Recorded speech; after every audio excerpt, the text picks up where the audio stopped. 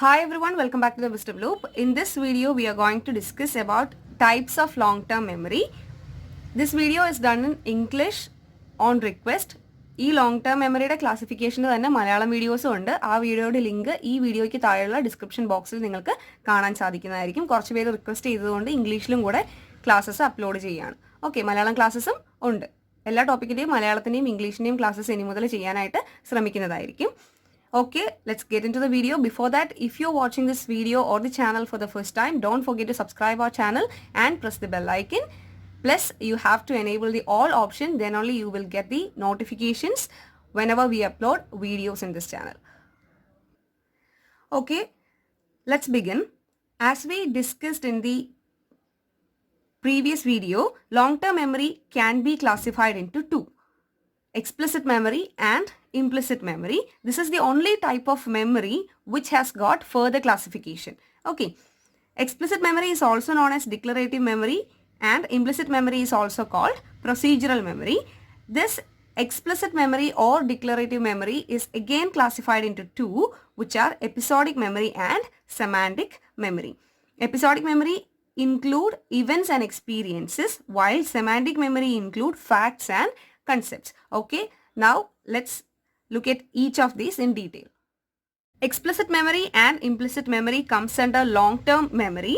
Now let's look at what these two are.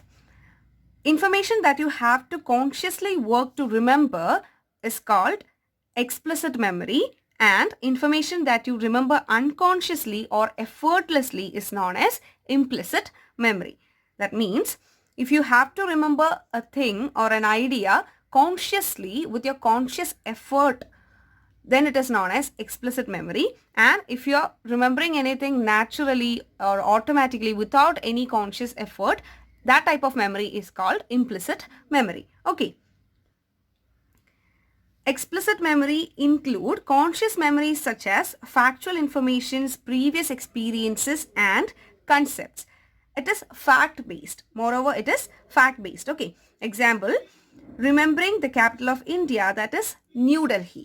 Here you have to put a conscious effort to remember the capital of India or any other country. Second example, remembering Archimedes' principle. The third example is remembering the characters of the play Macbeth by Shakespeare.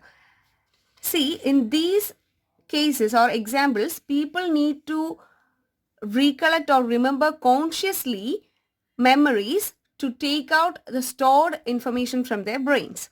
Okay, the other case is different. Now let's look at the examples of implicit memory and what does it include. Implicit memory include unconscious memories such as one's skills and tasks. Okay, a person's skills and tasks are included in implicit memory, which he or she recollect unconsciously or automatically without any conscious effort. Let's look at the examples. Knowing how to get dressed every day. Okay, this is a thing or a daily routine everybody does. So nobody has to remember, sit and think a lot for recollecting how to dress up every day, because it is a thing we do each and every day. Okay, these type of memories comes under implicit memory. Other examples are eating food, driving car, riding a bicycle, etc. Okay. See, in these cases, a person does not want to relearn the skills each time. Whereas in declarative memory, people need intentional remembering. Okay. There is one more example in each cases. Remembering nitrogen cycle is an example for explicit memory, whereas tying shoes is an example for implicit memory. Okay, the next point. Explicit memory is the memory that helps us to remember events and experiences. That means, as we discussed earlier, explicit memory is completely fact-based. Okay. In the case of implicit memory, it is the memory that helps us to do our day-to-day activities. Okay, in short, if a memory help you to do your daily activities such as cooking, bathing, eating, tying shoes, etc., that kind of memory is implicit memory. And if you are recollecting the stored information from your brain consciously with your effort, that type of memory comes under explicit memory. Okay, the next point. Explicit memory is also called declarative memory. This is because this kind of memory is stored and retrieved from your brain explicitly. Storing information or retrieving information explicitly means in a clear and detailed manner, leaving no room for any confusion or doubt. Okay, hence it is called declarative memory, because as we all know, one thing that is declared must be 100% true. That is, it should be a fact. Okay. Now, implicit memory is also called non-declarative memory, procedural memory, or motor memory. It is called procedural memory because it involves the storage and retrieval of how to do things, which is a step-by-step process or a procedure that must be performed in order to complete a task. Next point, in explicit memory, there are conscious efforts in recalling informations or memory. For example, if someone asks you which is the capital of France, to answer the question, you would likely access your memory to find the correct answer, which is Paris. Okay. But in contrast, in implicit memory, there is lack of conscious awareness in the act of recollection. This type of memory may survive largely unimpaired. That means it may not be weakened or damaged with time and age. But in the case of explicit memory, a person's power of explicit memory decline with age. That is, explicit memory may get weakened as time passes or when people get aged. These memories, that is explicit memories, may get devastated or lost in Alzheimer's disease. Okay, the next point of explicit memory is we use explicit memory throughout the day, such as remembering the time of an appointment with our doctor or recollecting an event from years ago. In the case of implicit memory, we also use implicit memory daily throughout the day, but it is an unintentional type of remembering. Or we can say these kind of memories come to our mind automatically without forcing our mind. In short, things that people don't purposely try to remember are stored in implicit memory. Okay. Explicit memory is associative. That is, your brain links memories together. For example, when you think of the word new car, you may be able to bring up a pool of associated memories. That is a lot of associated memories from buying your new car, giving a treat to your friends, the first family trip in it, to the final road trip you went in it.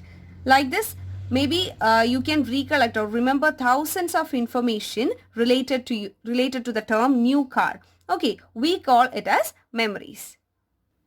In short, we can say explicit memory is intentional remembering of informations, whereas implicit memory is the effortless remembering of informations. Okay, these two are the keywords we should keep in our mind. Explicit memory, intentional remembering. Implicit memory, effortless remembering. Okay. Okay, now let us look at some other examples of explicit memory.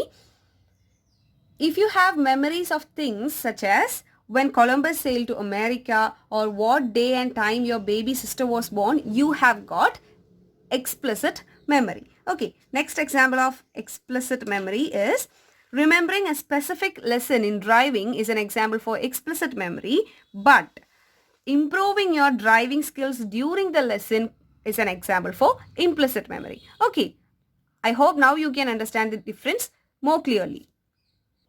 Because in this case, you are purposefully trying to remember a previously learned driving lesson from your memory. Okay, but in the second case, that is, in this case, you are trying to improve your driving skill, one of your driving skill during the lesson. So, the first thing is a fact-based thing, which is explicit memory, and the second thing is a procedure-based or a skill-based thing. That is why it comes under implicit memory. Okay, now let us discuss more examples from the two types of memory, that is explicit memory and implicit memory, because during the examination or in your competitive examinations, The questions would be more from the example part. Okay. The other examples of explicit memory, I'll just read it out. Remembering names and locations of different countries on a map. Okay. Next one, being able to remember birth dates of friends and family members. These all need conscious recollection of memories or information stored in our brain. Okay. Remembering an important event of your life, such as wedding, graduation, or any other notable milestone of your life is an example for explicit memory. Recalling all the items on your shopping list is also an example for explicit memory. Okay, now let's move to implicit memory.